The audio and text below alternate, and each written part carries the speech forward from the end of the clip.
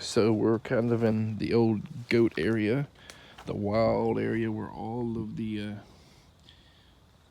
just wild, I'm calling them wild. These are most likely elderberries that come from our seedlings from like Adams and stuff like that, and crossing with Florida wild elderberries. So this is going to be our first year crop. They're already starting to get their seed heads. So we're back here. I did a video a few days ago or a week or something talking about the elderberries that we're going to try and see how well they are before we chop them down or do something else here. A lot of edible stuff, medicinal stuff. We have like wild lettuces. We have like Biden's alba, sow thistle or sow thistle, however you pronounce it. We got cucumber weed mints, wild mints. We have like black nightshade, aka garden huckleberry. A lot of times we'll have the Chinese lanterns. We got goosegrass. Some people call it cleavers. I put a little pawpaw sucker there. I don't know if it's going to survive. They're kind of hard to transplant suckers, I think, and keep them alive, but we'll see. Some oxalis here. You know, people use the flowers and stuff, and it has like a lemony flavor. And you can eat the tuber too. They'll use the flowers in like stuffing fish and all. Got a lot of stuff. We got hawk's beard here. What else do we have? So we might have some like the cucamelons or whatever, the little tiny watermelon looking cucumbers. They grow kind of in this area. They might come over here. If they don't, they're only about 20 feet away from this area. So we got dewberries, I think I talked about before. In a couple weeks, we should have quite a bit of them ripening. I think some smart weeds here. Not 100% sure. We got goldenrods. And this is one of our wild mints. They're in flower. Mulberry seedlings just kind of pop up everywhere. Couple, 2, 3, 4, 10 unknown things, unidentified things. I think we got some wild muscadines maybe over there. I think there's a little bit of Japanese honeysuckle that comes over here, and it really isn't invasive here. I guess maybe because the soil is so compacted and there's so much root stuff from old trees and current trees that's just not able to move around, which that could be a problem when we start planting our own stuff. We may have to dig like a lot bigger planting holes and really get the soil softened up, you know, all that good stuff to allow root growth.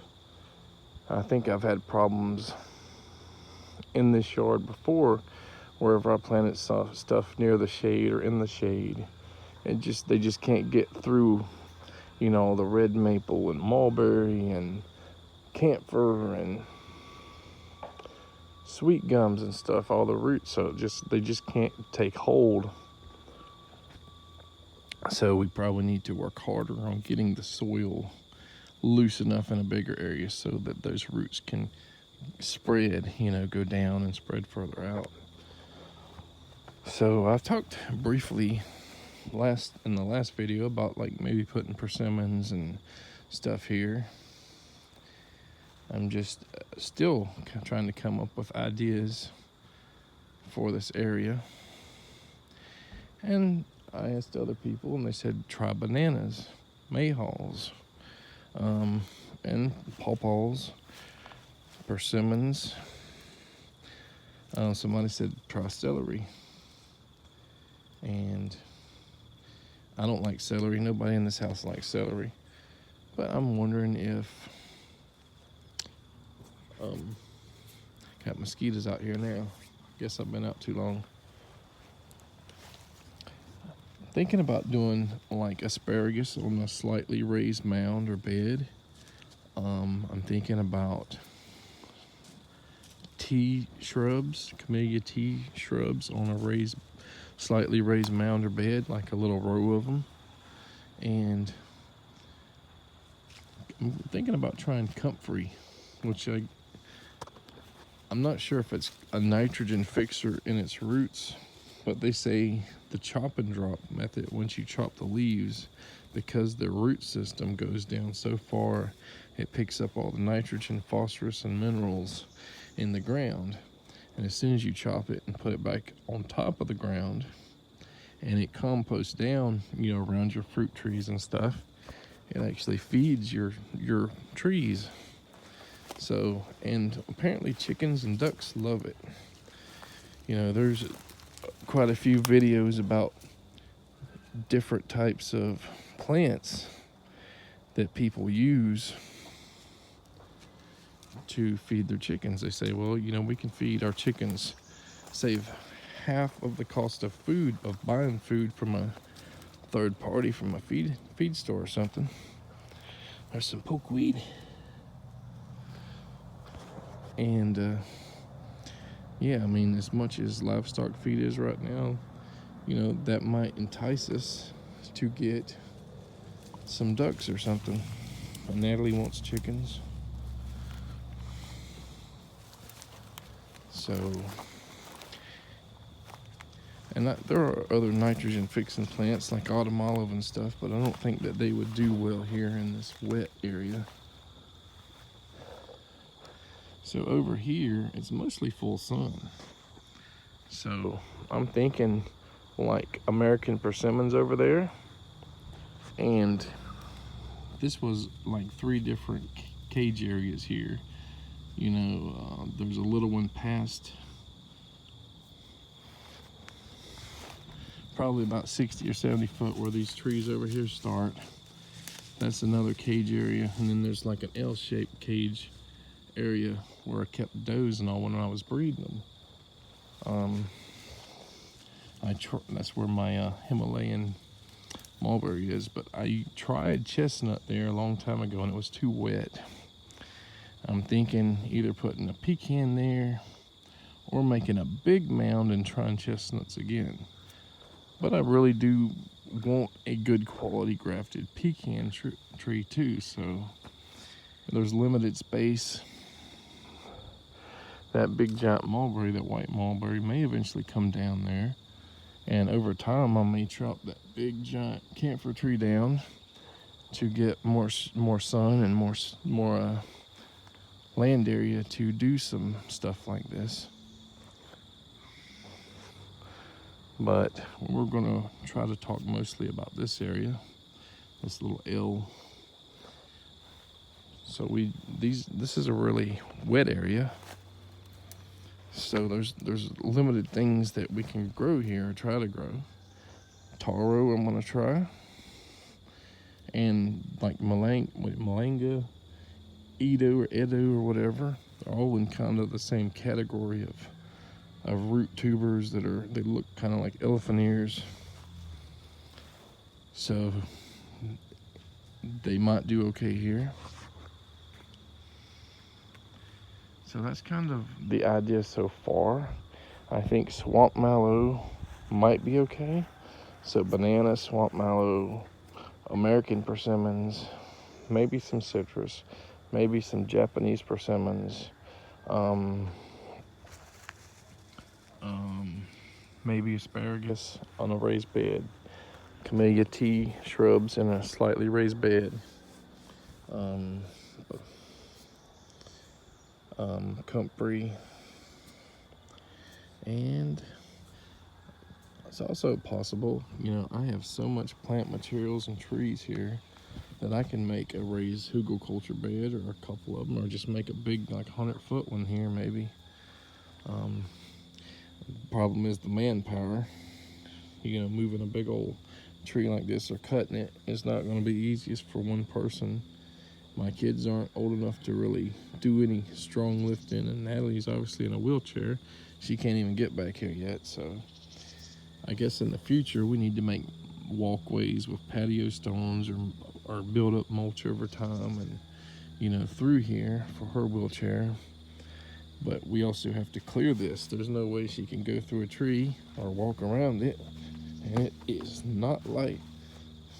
goats killed or girdled the trunks off of most of these. And we also have a lot of diseases that affect our red maples. As you can see, that one's like dead, the first third or the top third of it. And this happens all the time. They just like, they're not super old trees, but they just die, and they fall, and the limbs fall, and sometimes the whole tree will just die before you.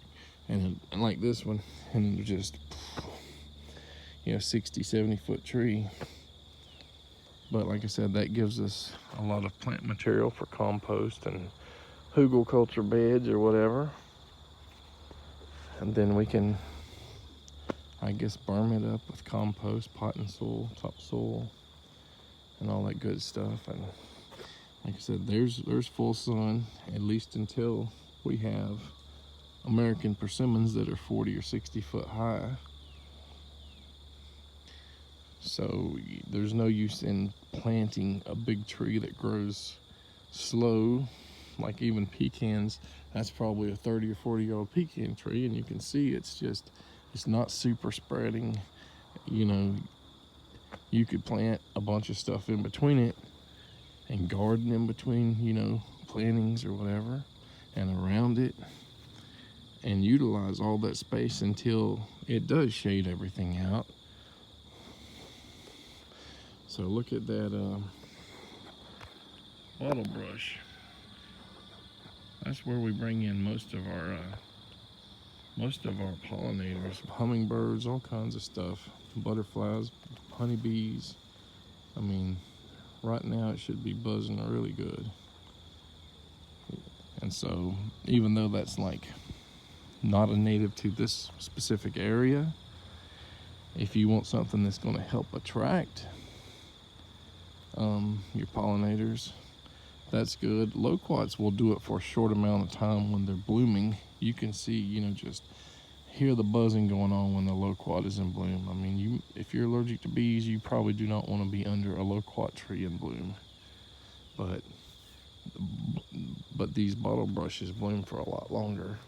So you usually see bees around the mint when they're blooming. They're not buzzing like continuously there, but Biden's elbow as well.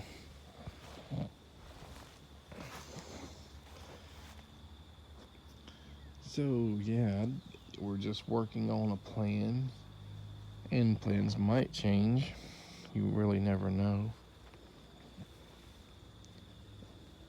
I'm guessing this is probably going to be a boring video for most people to watch and listen to, until we got like a solid plan, until we're actually putting the plan to action. And you never know when you have the money to go toward that, whether we'll be able to find everything at a nursery or whatever. So American persimmons in Florida may be hard to find, the grafted varieties, whereas if you live 500 miles up north, you might go to any garden center and find them. Like Comfrey, I'm not sure if it does well here. I still need to do more research. But a lot of the local garden people haven't recommended or said anything about Comfrey, so maybe they don't recommend it. See, I got a beauty berry there, just kind of leafing out, just in this pile of stuff. Alright, well, this video is already long, so we will definitely be doing more updates here, and hopefully in the next 2 or 3 videos we'll start having some stuff actually being done on the video, other than just talking and figuring out plans for this.